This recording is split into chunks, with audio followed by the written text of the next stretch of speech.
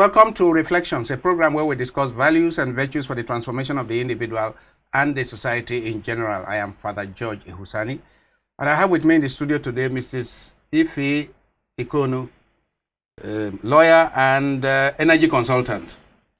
You're welcome to the studio. Thank you very much, Father. Thank you. It's a pleasure to be here. Thank you. Now, today I'd like to discuss something interesting with you. I think you will consider it interesting. It is about, in the last few weeks, I have been engaged in a lot of reading and watching a podcast concerning slave trade and part of the legacies of both the trans-Saharan slave trade and transatlantic slave trade, which lasted for 400 years. At least this transatlantic lasted for 400 years. We are told that the trans-Saharan slave trade lasted for from the 7th century to the 19th century. Now, the transatlantic started from the 15th century to the 19th century. Now, but following that was colonialism, where Africa was parceled out among the European powers, like you slice yam or whatever. But part of the consequence of that is an abiding inferiority complex, what appears like an abiding inferiority complex among Africans, to the extent that whatever is foreign is better. In the mind of many Africans, whatever is foreign is better. And it is not limited to products, foreign-made shoes, to the extent, you know, that they make some real nice shoes in Aba, and they put made in Italy because they want to sell. And since they know that people will prefer if it comes from outside, so even the shoes, some of the shoes made in Aba, they think they will sell better if they stamp made in South Korea or something. True. So, in order to colonize us, in order to conquer us, to enslave our people and colonize us, they needed to push the narrative that we are of a lower race, we are of a lower quality of humanity. We couldn't have been the same level of humanity as the Caucasians or the Arabs and so on. So they had to carry on this kind of narrative. Unfortunately, after centuries of slavery and over a century of colonial rule, our people appear to have appropriated, internalized this sense of inferiority to the extent that I'm becoming quite concerned when I see little children, let's say little girls of 7, 8, 9, wearing hair attachment to look like a Caucasian that has long hair, flowing hair. When I see little children wearing finger attachment, fake nails and lipstick and all those kind of things that are features of the Caucasian race, it appears that we have concluded that the way we appear, our own bodies, we have concluded that we are not fine. And I am aware that there are many men in this country and in Africa that prefer people who are yellow, who are fair. So the closer we appear to be to a white person in terms of our color, in many of our societies, it appears that the more acceptable you are. Madam, what is this doing to our society? What is it doing to our children that are growing up, if they grow up to discover that their color is not celebrated as good? It's not just one alternative color in the world. Sure. It's a lower quality color.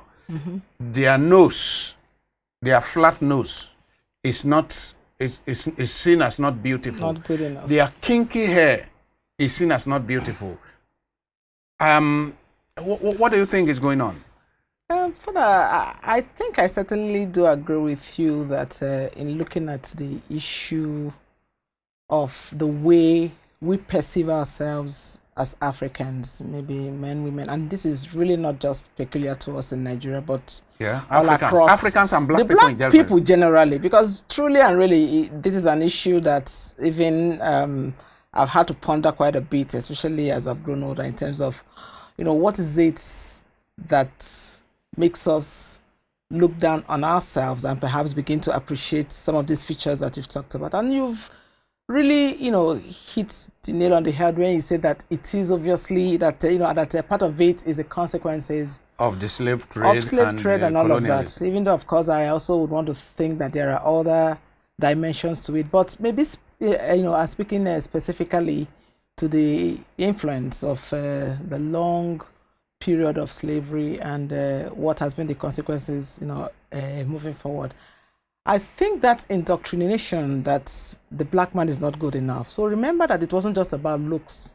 It was also about intelligence. It was also about our culture. It was about our language, basically, because when terms like vernacular are used, they are really denigrating what should be a language, basically. So it cuts across every facet of us being who we are. But maybe narrowing it down again to the issue of how we perceive ourselves, how we look at ourselves. I think that I see a relationship between that and even the way we have over the years have failed to develop as a people. How we have governed our societies. Because the truth is, if you do not know who you are and appreciate yourself for what you are, it may not be possible to realize your full God-given potential. And I say God-given because I believe that each and every one of us was created for a purpose. Nice. Every race was created for a purpose. God knows what was best, and said this is how people ought to be, basically. But over the centuries, like you said, a whole lot of these, have impacted on how we see ourselves, basically. And indeed, even, 60, 70 years after the colonial masters left this continent, somehow we are still mentally shackled to some of these perceptions, obviously. So you're right.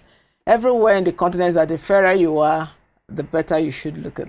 If you have more aquiline features, the long nose, so people consequently spend so much money, so much effort to want to look like the Caucasian, yes, the to European, look like Caucasians the and all of that. That is the thing, basically. So that in itself is a big problem. And I think even more importantly is that the fact that I don't even think that we consciously think about it in terms of why do we look, attempt to now look this way.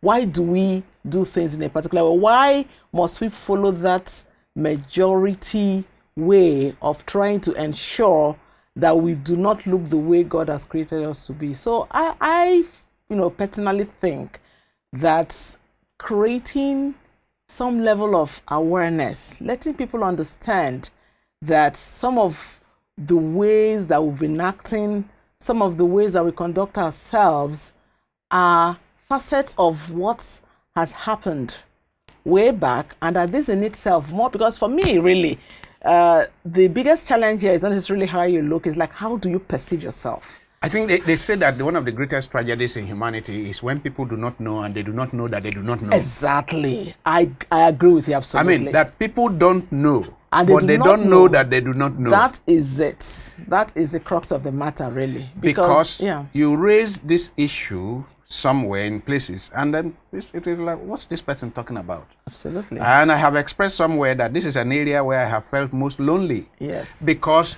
I relate with people who were born into it. It is Anthony de Mello, and the Indian mystic, who says he was a Jesuit priest, Indian mystic, who says that many people were born in sleep, they grew up in sleep, they go to school in sleep, they marry in sleep, and they live the rest of their life in sleep, and they die in sleep. And they don't even know. Yes. I mean, that is a tragedy of it. Meaning they are not aware. Absolutely.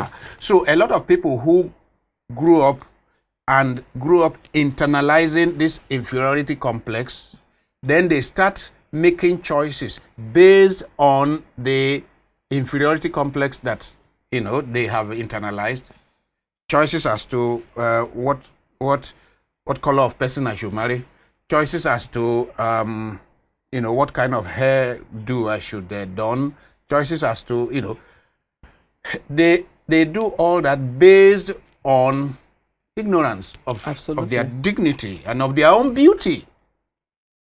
I think you're right, Father, because I've, in the last few years, maybe because for me as well, I'm not going to say that it was something that, because you kind of discover it basically. Yeah. So maybe the last few years, I'm a lot more mindful. I'm a lot more purposeful in terms of why do I do certain things, why. So, and I know that in discussing this, because this is also something I've discussed across board, not just for women in terms of beauty and the rest of it, but even in terms of, what is it that makes us want to acquire? Why do we want to crave titles? Why do we want more? Correct. Because all of this, in all honesty. Good. I mean, you have touched on something. No, you have touched on something Yes. that needs to be emphasized. Yes. Terra does a lot of work in the corruption area, sure. in promoting integrity.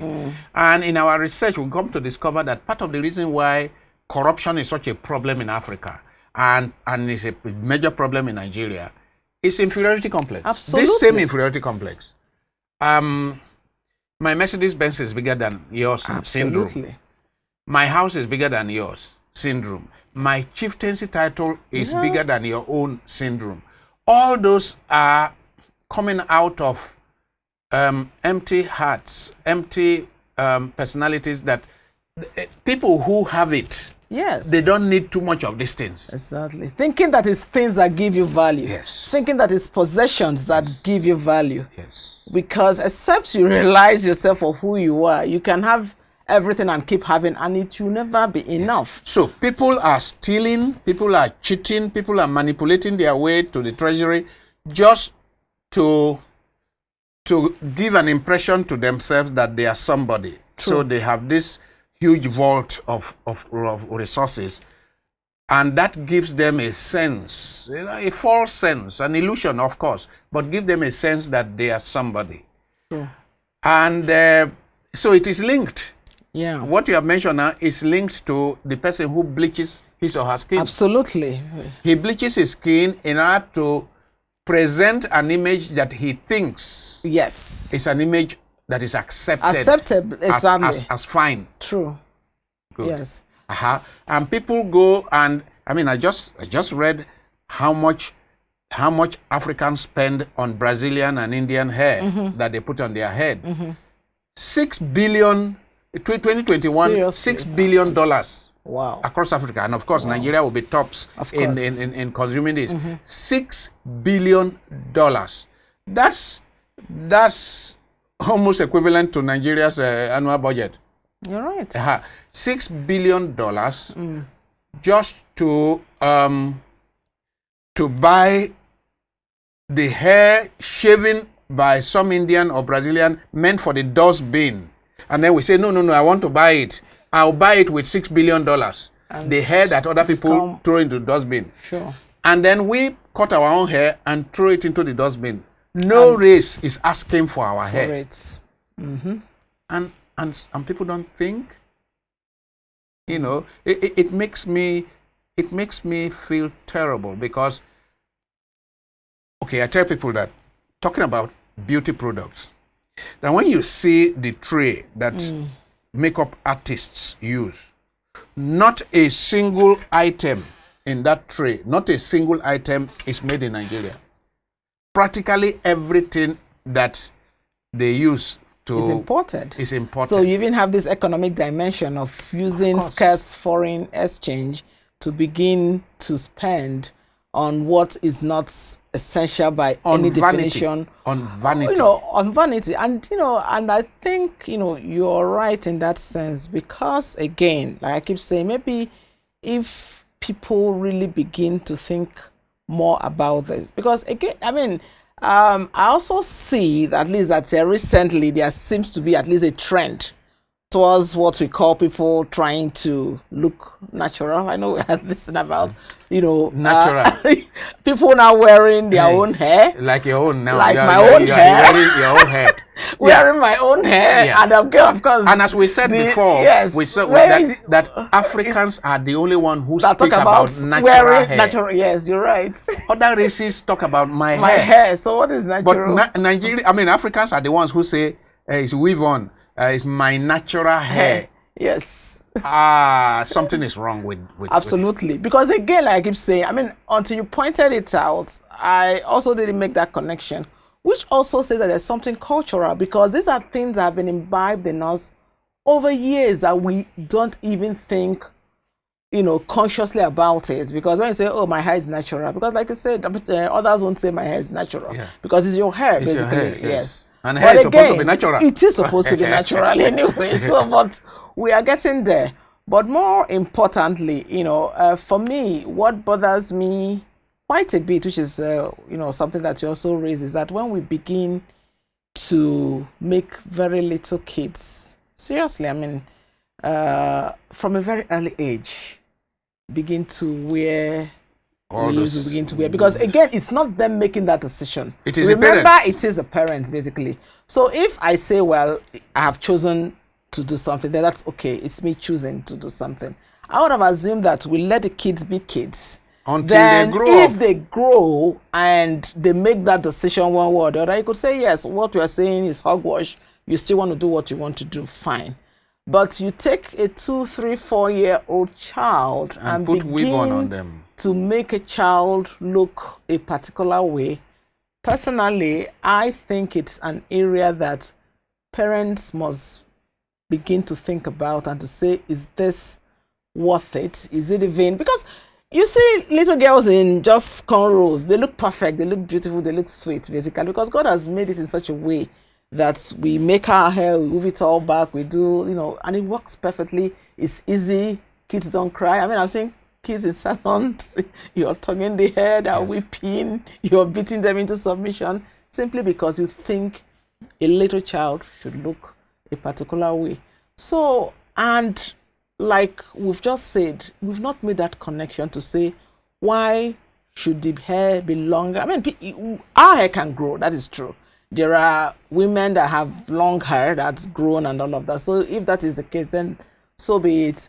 But again, I think that this whole idea of, because of feeling inadequate except you look in a particular way. That is the real issue, madam. The real issue I am concerned about. Yes.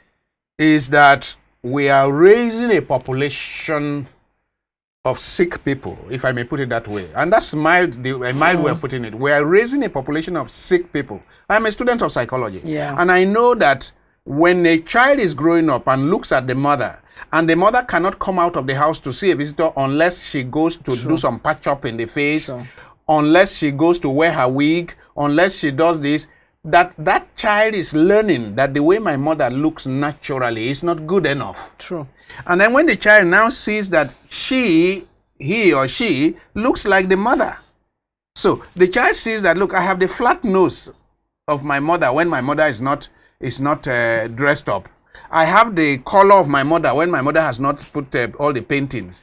Then the child begins to have a lot of complexes, low self-esteem. If you go to secondary schools and you see the number of secondary school children, beautiful children who have low self-esteem, who believe that they are not fine enough. Yeah. Either because of the manner in which their mother make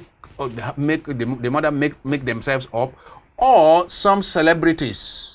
Exactly, that's another issue. That are whitewashed or painted all over. Influencers and they are influencers. Yeah. So many. I don't know whether anybody has done the research, but a lot of young people in high school and some in universities are suffering low self-esteem, all coming from this sense of inadequacy. The word you used. Yeah.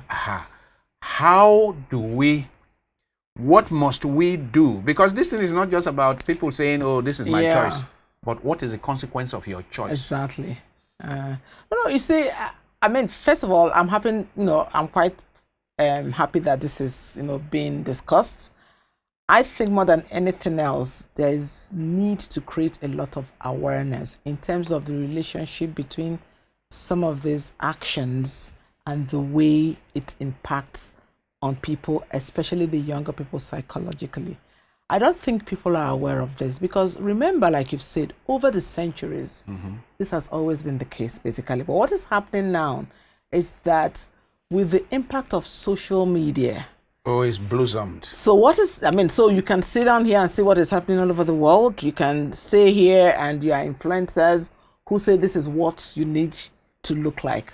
Growing up, I didn't have that kind of pressure, so it might have been easier basically to model yourself maybe just with the people that you saw physically. But today, talking about social media, yes. I mean, Instagram, for example, is one of the most vanity promoting platforms. Instagram, vanity promoting. True. And they say what it means. And if you go to Instagram and you see, there are few images that are the natural self of the person. Absolutely. Few. No, you're so right. I remember telling somebody that I went for a wedding once, and I almost left the venue because I didn't realize it was a bride that I knew. Oh. I mean, that happens. So that's the truth. You almost left the place because it's like this is not the person. Is this the wrong wedding? Basically, I was like, oh, is this one so? And they're like, yeah. I'm like, really? Oh, that is you. So again, it's a big issue. Yeah. Is a big issue, and it cuts across, unfortunately, every tier, because yes, maybe that when we talk about beauty, it kind of seems to focus on women. But remember that because for me, even why the women? Because for me, I mean, if I look at it, I might want to bring in some gender dimension to it, because remember that culturally, for a long time, perhaps, the women in Africa probably had no assets and could do property, so they couldn't do that. My car is bigger than yours, my house is bigger than yours, basically. So all they showed was their body. That's what I'm thinking. The only thing we showed was their body. So I'm thinking that perhaps because that was their primary asset, so they invested in it. Why the men, of course, invested in the big houses. So even when you look at the dimensions of inferiority complex and how it manifests across the genders, basically. Of course, now we have women who are also doing very well. You see, the point is that yes. we may need to have another segment, because there are dimensions of this. Sure. The poor sense of history. Absolutely. We said that the trans-Saharan slave trade started from the 7th century. The transatlantic slave trade started from the 15th century. However, between the 7th century and now, it's like 5 minutes in the history of the world. True. Before then, we have had millions of years that human beings have existed. Yes. And hundreds of thousands of years of human civilization. And Africa is supposed to be the cradle of humanity. True. If Euro-American civilization is in the ascendancy today, or has been in the ascendancy, the point is that before that, there was the Greek civilization. Yeah. There was a Mesopotamian, there was a Persian, there was the Ottoman, and so on. When these ones went down, they didn't begin to copy the civilizations that conquered them. The point is, we need to learn from history that though we are down as Africans now, we have not always been down. Absolutely. And that the people that are up now will not always be up. In fact, what they say is that the average lifespan of a civilization is about 250 years.